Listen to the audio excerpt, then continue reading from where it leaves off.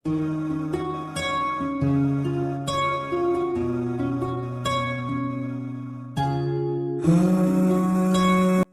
Everyone, আসসালামু আলাইকুম। আমি তাসনিম আক্তার তাহমিনা, তাহিস ফ্রম তাহমিনা ইটস তাহাস অ্যাক্টিভিটি। আর এটা শুধু চা খাইতে বের হয়েছিলাম, বাট খাই দাইয়ের উপরেই মানে পুরা ভ্লগ। যাই হোক, আবার একটা ভ্লগ নিয়ে চলে আসলাম।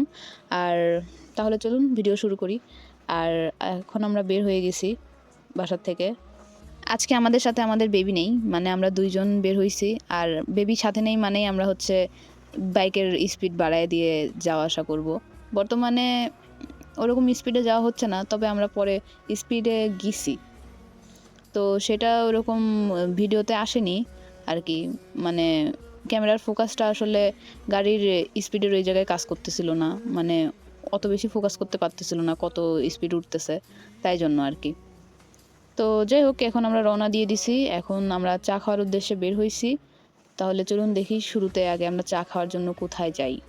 আদেও আমরা চা খাইতে যাই শুরুতেই, নাকি প্ল্যানে চেঞ্জ আসে এটা দেখা যায়। দেন অবশেষে একটু স্পিডে চালানো হচ্ছিল, আর আমি এটা ফোকাস করার ট্রাই করতেছিলাম। 53 এখানে দেখা যাচ্ছে, 55 স্পিড উঠছিল, দেন আবার কমায় ফেলতেছে, তো অত ফোকাস হচ্ছে না। আর এটা খুব বেশি না হইলেও বাচ্চা যখন সাথে থাকে তখন 20-30 সর্বোচ্চ এরকম তোলা হয়, কিন্তু এত দূর স্পিড উঠানোই হয় না বলতে গেলে। তো এই দেখুন 61 পর্যন্ত তুলছে, আর বাকিটুকু দেখাই গেল না। তো দেন এখন আমরা হচ্ছে বড়া খেতে চলে আসি। প্রথমে চা খেতে বের হয়েছিলাম, বাট ফার্স্টেই বড়া খেতে চলে আসি। এখানে পেঁয়াজু আছে, আসলে এটা পেঁয়াজুই বলে নাকি ডালের বড়াকেই পেঁয়াজু বলে চালায় দেয় জানি না অত।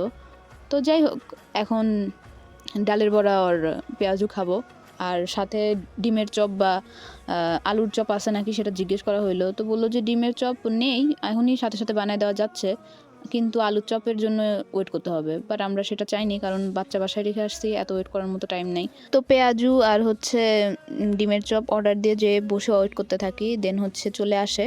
অ্যান্ড প্রথমে অ্যাজ ইউজুয়াল ডালের বড়া বা পেঁয়াজুই আসে, আর ডিমটা আসতে লেট হয়, কারণ ওটা অত প্রিপেয়ার ছিল না, ভাজা হচ্ছিল না। তো ওটা আস্তে আস্তে বলতে গেলে ডালের বড়া শেষই হয়ে যায়। তো একসাথে তো সব ক্লিপ নেওয়া হয়নি, মানে দুইটা খাবারের ক্লিপ একসাথে নেওয়া হয়নি, ডিম আলাদা আর বড়া আলাদা ক্লিপ নেওয়া হয়েছে। তো পরে ডিমের চপও চলে আসে, আর সাথে হচ্ছে গরম গরম পাকোড়ার সাথে ঠান্ডা ঠান্ডা কোক। অ্যান্ড তারপরে চলে আসি চা খেতে। মানে সবচেয়ে ফালতু একটা এক্সপিরিয়েন্স আজকে আমি বলবো যে কি ফালতু এক্সপিরিয়েন্স করছি আমি, মানে এটা চা না, বলতে গেলে বিষ। তো এই সেই চা খাওয়ার প্লেস যেখানে আমি চা খাইতে আসছি, আর এইটা চা হচ্ছে, এখন আমি কিভাবে বুঝাবো, মানে মরিচের চা এক কথায়। আর বোম্বাই মরিচের চা দিচ্ছে, তো চিনি দিচ্ছে না এমন কিন্তু না, চিনিও দিবে আপনাকে, আপনাকে হচ্ছে মরিচও দেবে, সাথে হচ্ছে আপনাকে তেঁতুলও দেবে। ওই দেখুন কাটা হচ্ছে বোম্বাই মরিচ, মানে আমরা কম বেশি সবাই জানি বোম্বাই মরিচের ঝাল কীরকম হয়। এখানে নর্মাল মরিচ দিলে ওরকম বিষয়টা কিছু মনে হতো না, কিন্তু বোম্বাই মরিচ দিচ্ছে। তো যারা ঝাল খায় তাদের জন্য ঠিক আছে, আর এটা যদি নর্মালিও দিত অত কিছু মনে হতো না। বাট চিনিটার সাথে এই যে ডলাটা দিচ্ছে, ডলাকে কি বলে শুদ্ধ ভাষায়, যাই হোক, চিনিটাকে যে ডলাটা দিচ্ছে, চিনিটারও মানে মিষ্টি চলে গেছে। চিনি বা ঝালের মধ্যে কারোর তো হার মানতেই হবে এরকম ডলা দিলে, তো বলতে গেলে চিনিই হার মেনে যায়। তো তারপরে এখানে দিবে হচ্ছে তেঁতুল, আপনাকে 1 চামচ কি 2 চামচের মতো তেঁতুল দিতে পারে। তো সেটাকে মানে আবার সেমভাবে ওরকম নাড়বে। আমি জিজ্ঞেস করছি যে লেবু দিচ্ছে নাকি, পরে বললো যে না, লেবু দিচ্ছে না, লেবু কেন দিবে।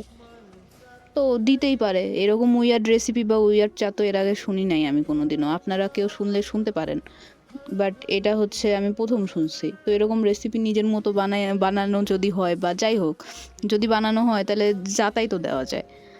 আমরা তো হচ্ছে ফুচকার টকের মধ্যেও লেবু দিয়ে থাকি। তো আমার হাজব্যান্ড অলরেডি এই চা খাইছে, অ্যান্ড তার এক্সপিরিয়েন্স হয়ে গেছে, আমাকে এক্সপিরিয়েন্স করতে নিয়ে আসছে। অ্যাজ ইউজুয়াল তার ভালো লাগেনি, তাই আমার সাথে সে সেম চা খাবে না, সে নতুন ধরনের চা টেস্ট করবে, তাই সে পুদিনাটি টেস্ট করতেছে। অ্যান্ড তার চায়ের মধ্যে কালো জিরা দিল, তার ওইটাতেও কিছু না, চিনির উপর হচ্ছে কালো জিরা দিছে, এখন হচ্ছে পুদিনা পাতা ছিঁড়ে দিবে একটু, অ্যান্ড সেটাও সেমভাবে ডলা দিবে চিনির সাথে, পুদিনা, কালো জিরা অ্যান্ড চিনি, ওই যে। তো এর উপর হচ্ছে এখন চায়ের লিকার ঢেলে দিবে। আমার চায়ের উপরও এখন চায়ের লিকার ঢেলে দিবে, মানে দুইটারই প্রসেসিং শেষ, এখন শুধু চায়ের লিকার ঢালা বাকি। ওই তো ঢালতেছে, ছাঁকনির উপর কিছু চায়ের ডাস্ট দিয়ে তার উপর গরম পানি ঢেলে দিচ্ছে আর চায়ের লিকার বের হয়ে যাচ্ছে, একদম সেম টেস্টই বের হয়ে চায়ের।